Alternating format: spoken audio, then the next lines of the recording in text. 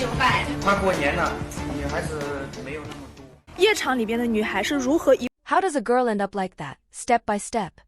Today, I want to share the path I've seen many girls take in those kinds of places, the reality behind the nightlife scene. It always starts out innocent. You get a job at a bar doing sales. Nothing physical, nothing shady, just drinking a bit with clients, playing some games, chatting.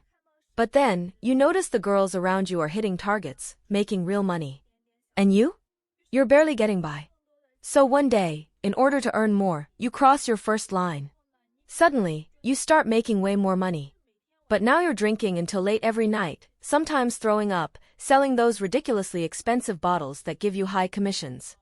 Eventually, you convince a customer to buy big. He's an older guy, in his 40s. He tries to touch your waist. You want to pull away, but when you see how much he spent, you hold back. A few days later, he comes back. Spends even more. And this time, you don't really resist those little touches. Then one night, he invites you out for late-night food. You say no. He doesn't argue, but he never calls you again. And you go back to drinking until you puke, and still barely making money. A few days later, you get lucky. A clean, young guy shows up, and you manage to sell well to him. You feel happy. He invites you out for a late-night snack too. This time, you say yes. You tell yourself it's not a transaction, he's just into you. It's normal for young people to go out together, right? After a few meetups, he stops showing up. Or when he does, he ignores you. Ironically, the older guy comes back. But now, you're the one inviting him out. And again, he buys a ton of drinks from you. Then one day, a coworker says she's leaving, moving to work at a KTV. She says the money is way better there. Sure, the clients are a bit more handsy, but it's worth it. Turns out, she was right. You go there, make up a few stories, let them touch a little, and the money rolls in. Over time, you become a senior. You have regular clients. But still, no one books a room with you. Eventually, you figure it out. Clients only book rooms with the girls who go out for late-night food. So now, you start going out with clients regularly. And yes, you really are making much more than before. You go all in on your appearance, skin treatments, surgery, maintenance. Because you honestly don't know who you are without your face. And then one day, your hand moves from the front to the back. Meaning, you start sleeping with clients. But somewhere along the line, you realize your body's not what it used to be. You can't even work back-to-back shifts anymore. You need days off in between. Money starts disappearing fast. And you're no longer in your early 20s. How are you supposed to compete with the younger girls? Eventually, you can't keep up at the big places. So you move to a small massage parlor on the street. A few bucks an hour. See what happened? Step by step, it all felt so natural. But do you know what the real danger of these places is? It's that they don't destroy you all at once. They lower your standards little by little. They slowly rot your soul. You think you can hold onto your boundaries. You think, I'll just earn some fast money, buy a house. But what you don't realize is, for most people, a house or a car only makes sense when you're trying to build a real, stable life. And those who still think about settling down someday? They're 1 in a million. The ones who actually make it out? Even fewer. And do you know why so many people in this life claim they have no regrets? Because they've already been molded by that environment. Their soul has already fallen. 为什么夜场的女孩子 I went on a blind date thinking I might meet someone interesting. But the moment I mentioned that I work at a nightclub, he showed his true colors. Without even trying to hide it, he said, "You know why girls who work in clubs still go after other men even when they already have one? Because in your minds, the only thing you're loyal to is money. You're not faithful to any man." He went on, said that nightlife is all about working non-stop to earn more. That we don't have fixed salaries or passive income, so we have to hustle constantly. That women like me need multiple men to support our lifestyle and our dream of having air conditioning in the summer. He claimed that normal women have morals, boundaries, and live under society's watchful eye. But girls like me? We supposedly live in the shadows, in damp, dark places where sunlight doesn't reach. He said we survive by clinging to every possible chance to make money. According to him, our survival model is having one man at home holding up the main flag, paying rent and bills, while we keep a bunch of little flags waving outside, aka all the other guys. He assumed I'd probably already lived with a guy like that, who thought rent and allowance were enough. But once survival is covered, I supposedly go out looking for other men because there's not much more to squeeze from him, financially or emotionally. And that's when the hunt begins. Then he compared me to some horror movie ghost, with 100 arms reaching for a different man in every direction. Said each man offers something, and together they represent the sum of all my desires. Then he added, as long as no one calls you out, you keep them all on your list. But the moment one of them asks for loyalty or dares to complain, boom, he's off the list and someone else takes his place. Because women like you live in a pit, in a world without light, without warmth, without compassion. And of course, to top it all off, if any guy wants a woman like you to be his alone, he needs to go into dog training mode. You only obey when you're trained. Oh, and apparently he has a whole video explaining how to do that. Or I could just reach out to him directly, he said. Honestly? He thought he was insulting me. But all he did was save me from wasting time with another small-minded man who feels threatened by a woman that lives freely and doesn't need permission just to exist. My last date made me realize the wrong choice I had made. He looked me in the eyes and said, "It doesn't matter if you have money or not, never get involved with a nightclub girl." That was after he found out I used to work in one. He spoke with such certainty. He said he had seen too many stories like mine, and none of them had a happy ending. According to him, out of 10 relationships with women like me, 8 end in divorce. And the remaining 2 just drag on, miserable, stuck in something that doesn't feel like love. Then he said, "Don't think that if I give you enough money or love you with all my heart, things will work out." And he added, "It won't. Because nightclub girls have deep issues, ones they can't even fix themselves." Then he started listing what he thought of me. He said every woman who ends up in that world probably grew up without love. That maybe her parents wanted a son instead, or were just too busy making money to give her attention. And because she grew up without love, she never learned how to value herself. That's how she ends up in nightlife, lying to get food, drinks, and fun off others. According to him, women like that are selfish, ungrateful, and incapable of loving anyone. And if someone marries a woman like that, it's always one-sided. The man gives everything, cares, supports. And she just takes, demands, and drains him. That's what he told me. And then he walked away, without ever looking back. 夜场的女孩子啊，她会喜欢上你吗？尤其是作为客人的你。 Can a nightclub girl really fall for you? Especially you, the customer, the so-called big shot at the table. Can she actually like you? Well, let's be honest. It's not impossible, but it's very, very rare. You might be that lucky one, the exception. Maybe she really does like you. But here's the thing. When a nightclub girl truly falls for a guy, you'll notice right away. She clings to you constantly. And not only that, she spends money on you, and she spends big.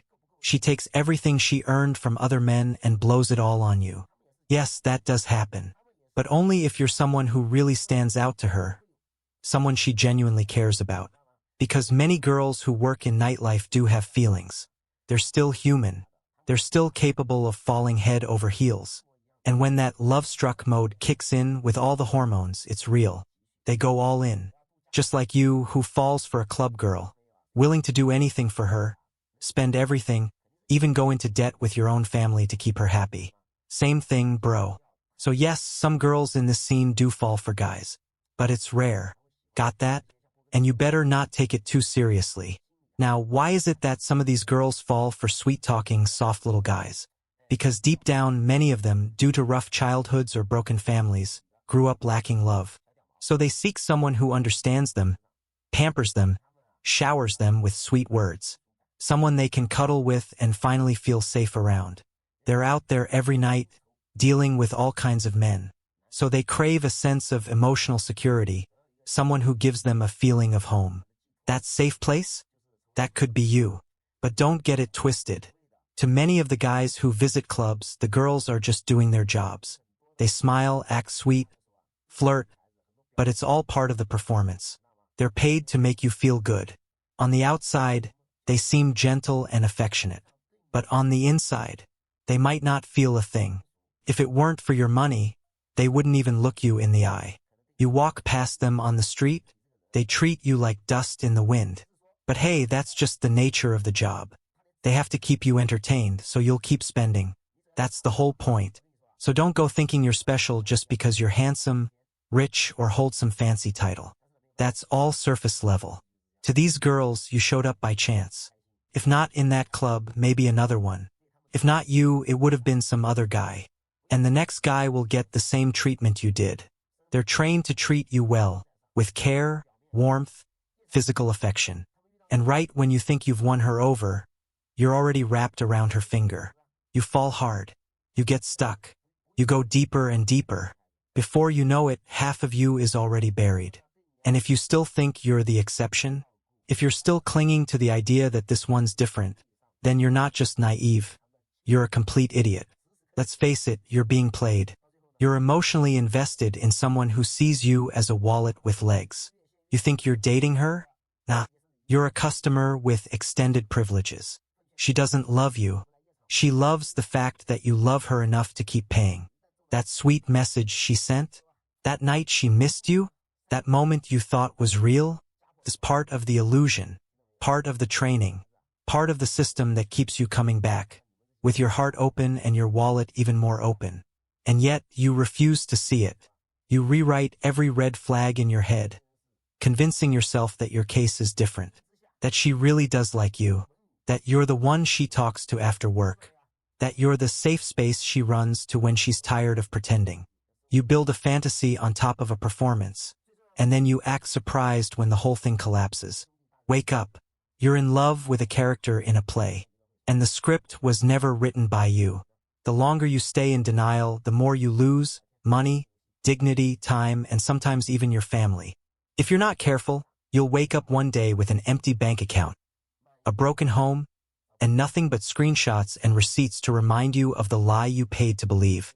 So no, she probably doesn't love you, but she's damn good at making you think she does.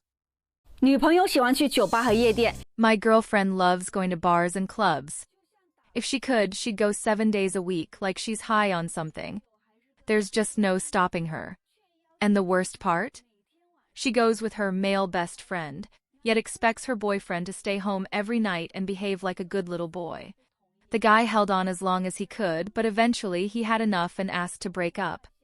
She absolutely refused, saying he was the one who claimed to love her bubbly, outgoing personality in the first place. She also insisted that she and her male best friend have always maintained very clear boundaries. Then she accused her boyfriend of deleting over 300 male contacts from her WeChat without her permission, only leaving around 30 female friends. At this point, you're probably as shocked as I was, right? Seriously, what else would you expect from someone who practically lives in nightclubs? Over 300 male friends and just 30 female ones? That ratio alone says a lot. Sure, the boyfriend liked that she was lively and outgoing, but that doesn't give her a free pass to party recklessly every night. If he managed to put up with all that and only now asked to break up, the guy deserves a medal for endurance, a real-life Ninja Turtle.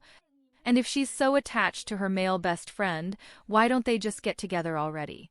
Maybe because neither of them actually wants to date someone who's always out clubbing. Deep down, they both know they need a stable, down-to-earth partner, someone to give them peace of mind while they go off partying. Now look, I'm not saying every woman who goes to bars and clubs is a bad person. If you go occasionally with your partner or friends, that's totally normal. But a woman who goes all the time, like it's her second home? That's a red flag. Most women who are always at bars are usually there for one of three things: to numb some kind of pain, to flirt, or to seek some kind of emotional or physical satisfaction. Yes, modern society says men and women are equal, and I believe that. But be honest. Does a woman who's obsessed with bars, drinking, and smoking really give off a sense of stability and security? In reality, many bars are still heavily gendered spaces. They encourage young women to come not for their sake, but to attract male customers who will spend money. And a lot of men in those bars? They're just hoping to get lucky, take advantage of someone drunk, or have a one-night stand. They almost never develop real feelings for the girls they meet in that setting. To them, a woman who parties all the time is like a gas-guzzling, poorly maintained car, not exactly something you'd want to bring home and settle down with.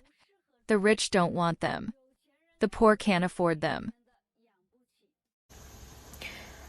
奉劝各位夜场上班的姐妹，不要去跟已婚客人谈恋爱。A sincere piece of advice to all the girls working in nightlife: don't fall in love with married clients. Not only is it morally wrong, it's also illegal, and on top of that, you're destroying someone else's family. Let me tell you a true story. A former coworker of mine got involved with one of my regular clients. It started slowly and went on for about 2 years. This man, who was married, ended up getting a kind of exclusive package with her. Altogether, he transferred 220,000 yuan to her over time. But here's the thing, she probably only got to keep 50,000 to 60,000 yuan, because the rest went to pay for performers, drinks, and other expenses. And all of that money? None of it went through the KTV's system, it was all transferred privately to the girl. One day, the client's wife found out, and she sued them both. She accused the man of bigamy and demanded that the girl return every cent that was transferred during the relationship. And guess what? The court ruled in her favor. The entire 220,000 had to be paid back. Now think about it. This girl spent 2 years of her youth, ended up with nothing, broke someone's marriage, and still had to pay everything back. And honestly, I think she kind of had it coming. She knew the man was married. Why get involved in the first place? Later I found out the man wasn't even that wealthy. He eventually couldn't handle it anymore and came clean to his wife. And the wife? She set a trap, they faked a divorce, and just like that, got every cent of the 220,000 back. So in the end, the girl basically paid 220,000 yuan for that couple to stay together. Was it worth it? We're here to work, so let's just focus on our jobs. If a client wants to give you a big tip, great, that's his choice.